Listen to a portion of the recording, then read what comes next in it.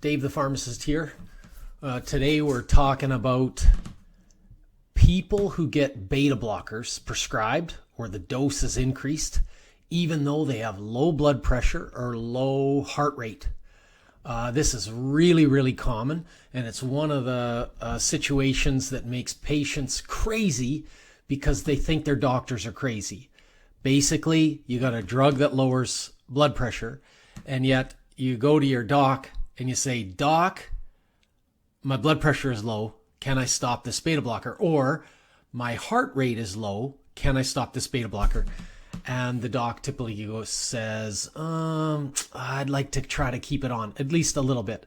So today is the explanation for why people fight with their doctors who never seem to want to stop that beta blocker.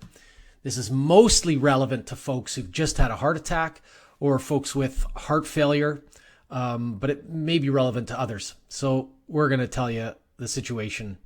I'm going to explain to you what the problem is, or the misunderstanding. So first off, I think I'll post another video about high blood pressure or hypertension itself. I'll post that video. So today we're not going to talk about high blood pressure. We will talk about the use of these drugs when people don't have high blood pressure and why they're used. So let's just get right into that. So first, you are probably using these drugs because you have a heart condition. Again, probably the most common questions or situation like this arises in people who've just had a heart attack. So let's start there.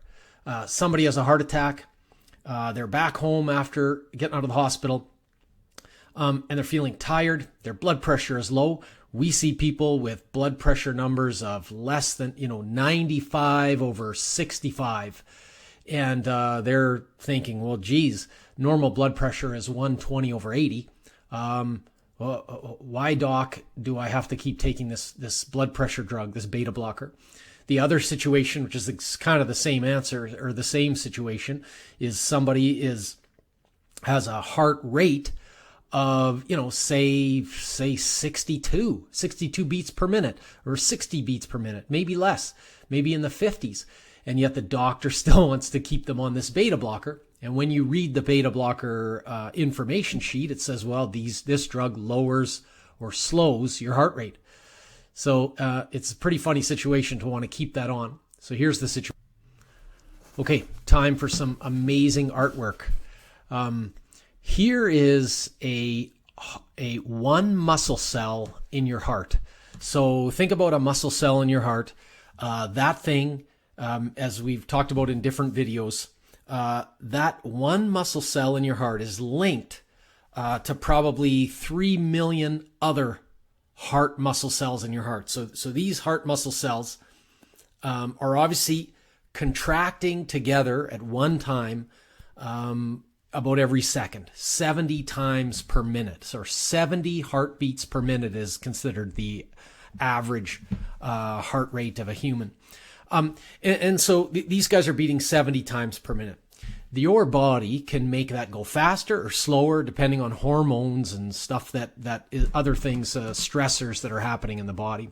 So here's a single heart muscle cell or a muscle cell that's in your heart, and it's contracting and relaxing every just about 70 times a minute. So one of the things that all of these cells in your body, they have ways to communicate or receive messages from each other. And one of the ways that they receive messages is from something called a receptor.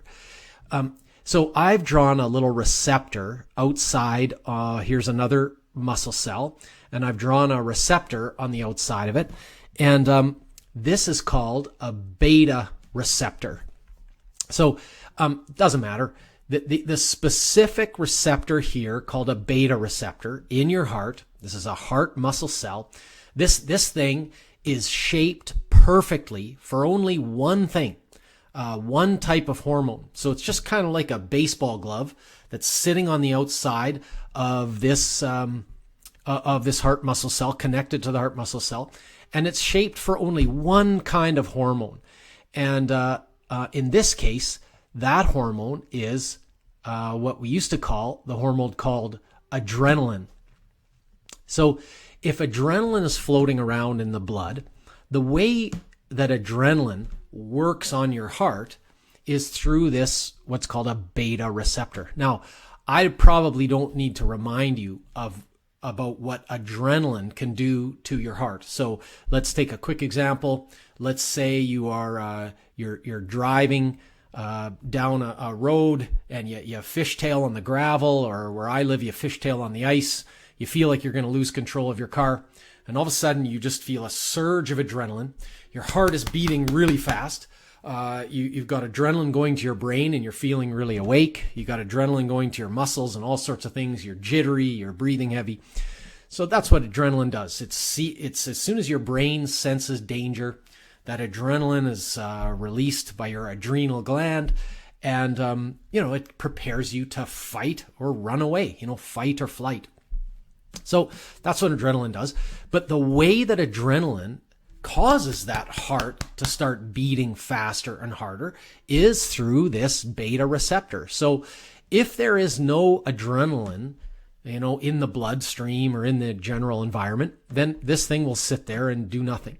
But if adrenaline is released into the bloodstream, this receptor is formatted perfectly for that adrenaline molecule, or this baseball glove. And, probably there's little magnets in here. There's a plus there and a minus there and a plus there. And probably that's, located perfectly to the opposite magnet charge, plus or minus.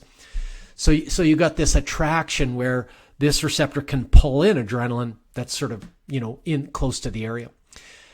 The linkage of this adrenaline to this beta receptor causes an instant change in the middle of this heart muscle cell. And the basic, there's a bunch of little pathways that occur, but the biggest thing that happens is there are channels that allow more calcium to get into the middle of this cell. So all of a sudden you got more calcium in the middle of this muscle cell. And the thing about muscles is they need calcium for those little proteins inside them to contract and get smaller. So the more calcium that gets inserted into the middle of this muscle cell, the harder it contracts and the faster it contracts when you go to the sort of pacemaker cells of the heart, which also have adrenaline receptors too. So, essentially, this is how the release of a hormone communicates to one simple little muscle cell in the middle of nowhere. It's through this beta receptor. Okay, so that's the basic idea of beta receptors. Now let me just fix the drawing. I've just cleaned up my picture. So here is our muscle cell. There's our beta receptor. Here is a drug called a beta blocker. Now, so this is a molecule called a beta blocker. If you don't know what a beta blocker is, just look on your drug list, and if you have a drug that ends in LOL or LOL, atenolol, metoprolol, carvedilol, bisoprolol, anything with a lol, it's probably a beta blocker. Now, just think of the name. What do you think that drug does? Well, this drug, if you remember, we were talking about the adrenaline hormone that is shaped perfectly for this beta receptor. Beta blockers are drugs that are shaped just like the adrenaline on the binding side of the adrenaline molecule, but they don't have all the properties of that adrenaline hormone. So if a beta blocker goes floating by in the blood, it gets sucked into this beta receptor the same way that adrenaline would. But the one unique thing about a beta blocker is that it does not turn that muscle cell on. So if you remember the adrenaline, if it stuck into that receptor, it would cause a bunch of calcium to be released and enter the middle of the cell, and then that cell would, be beating harder and faster. In this case, The beta blocker doesn't do that. It just basically sits there and takes up the parking spot.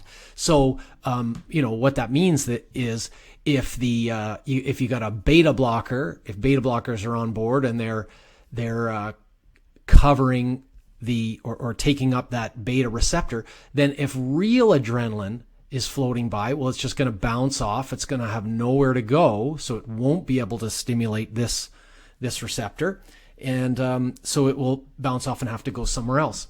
So what you see then from a beta blocker is essentially a shield against the effects of adrenaline on a heart muscle cell.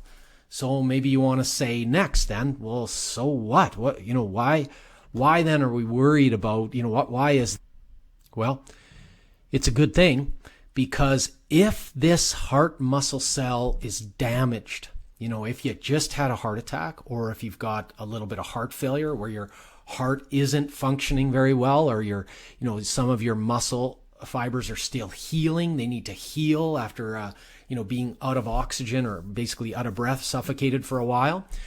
If you've got a heart muscle cell that needs to heal, then adrenaline, the hormone adrenaline, can cause an adverse effect, or it can slow down the healing or stop its ability to heal, because basically you got a hormone that's pushing it and telling it, hey, come on, you got 2 broken legs, but keep running as fast as you can. So the adrenaline doesn't care if this heart muscle cell has 2 broken legs.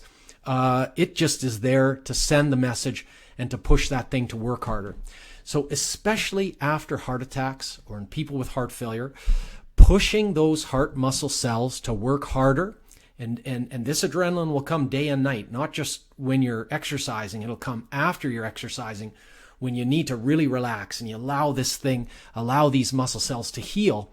After exercise, if you've still got adrenaline going, or when you're sleeping, if adrenaline is still pounding away, that heart muscle cell will never have a chance to heal. And that is why beta blockers are used so commonly after severe heart attacks and in people with heart failure, because basically they're used to shield these heart muscle cells against the potentially detrimental effects of adrenaline. So look, this is the fight. If you have a low heart rate, or if you have low blood pressure, this beta blocker can still protect your heart muscle. So in that case, it's not about lowering blood pressure. In people like this, we wish that beta blockers didn't lower blood pressure. We wish that they didn't lower heart rate, but that becomes just, sort of a side issue to deal with. What your doctor is really arguing for when he or she is trying to convince you not to stop that beta blocker is because, they want to have that shield in place to allow that muscle cell to heal. So that's the story. I hope it makes sense. I hope you have a little more insight. So when you fight with your doc, maybe you still want to stop that stupid drug, but now you at least have a little more insight into what the argument is about. And we'll talk to you next time.